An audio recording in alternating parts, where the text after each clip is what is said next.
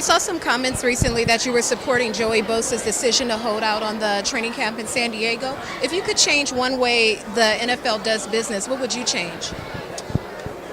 Oh, man. I mean, there's a myriad of things I can think of in terms of how they can change business. But, I mean, that's business. Holdouts are a part of it. I think that in Joey's situation, you know, it serves him to be the businessman at this point in time and get what he feels is comfortable for him.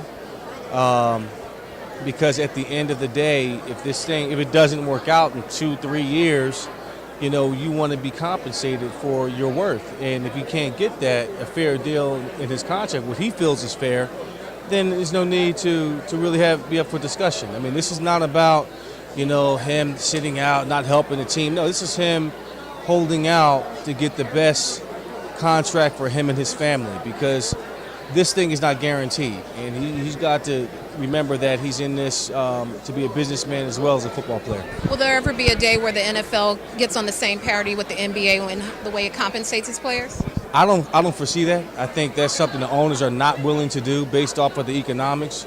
There's more NFL players. Therefore, it's tough to have guaranteed contracts.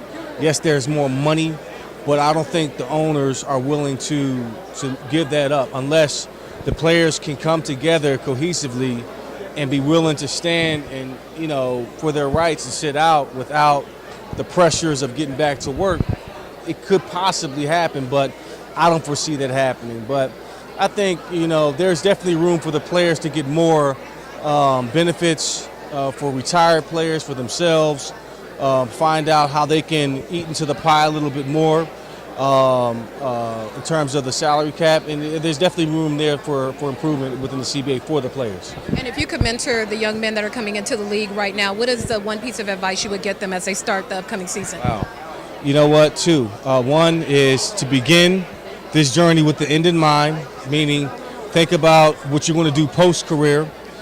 Two, understand the business that you're in, understand the CBA and how it will affect you and others behind you. So you have to understand, you know, the torch you're carrying and be willing to hand it back when it's time for you to exit the game.